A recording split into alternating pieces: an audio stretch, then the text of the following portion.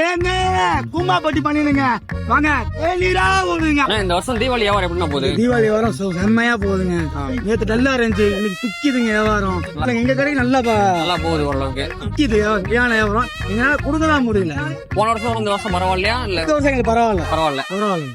கூமாப்பட்டி பண்ணி வைக்கிறாங்க நாங்க. ஏங்க நீங்க கடைக்கு வாங்க தேநீரா வருதுங்க. ஒரே டிஃபரெண்டா சொல்லிட்டு இருந்தீங்க கூமாப்பட்டி. வியாபாரம் பாக்குறது மக்களுக்கு என்ன பண்றதுன்னா ஒரு ட்ரிபிள் பேசா அவங்க சந்தோஷம், நம்மளுக்கு மகிழ்ச்சி. வியாபாரம் கோழி குஞ்செல்லாம் வச்சேன். கோழி குஞ்சு வச்சு கலர் கோழி குஞ்செல்லாம் 100 ரூபாய்க்கு ஜோடி, 100 ரூபாய்க்கு கலர் ஜோடி 100 ரூபாய்க்கு. எல்லா இடத்துலயுமே டல்லாதான் இருக்கு.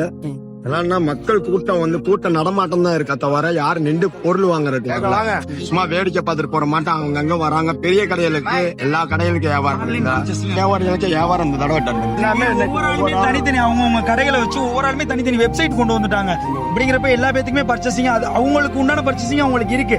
நம்ம ரோட்டி வியாபாரத்துக்கு வர்றப்ப இப்ப நாங்க எடுக்கிறோம்னா இந்த கடையில தான் நம்ம சரக்கு எடுக்கிறோம். இதே கடையில எடுத்து வந்தா நம்ம ரோட்டி வியாபாரத்துல வைக்கணும். இங்க போனா அதே பொருள் 150 ரூபா தான். அதேதான் 150 ரூபாய் தான் நாங்களும் சொல்றோம். ஆனா இங்க வரப்ப எப்படி கேக்குறாங்க? 75 ரூபாய் கூட, 80 ரூபாய் கூட அப்படின்னு கேக்குறாங்க. அதாவது அங்க போற பரிசை பார்த்துக்காம யோசிக்காம பணத்தை கொடுத்துட்டு வர்றாங்க.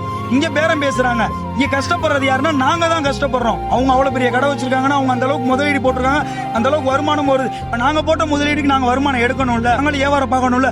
அந்த அளவுக்கு இந்த வருஷம் பார்க்க முடியல எங்கனால. ரொம்ப இதா இருக்குது, டல்லா இருக்குது வியாபாரமே.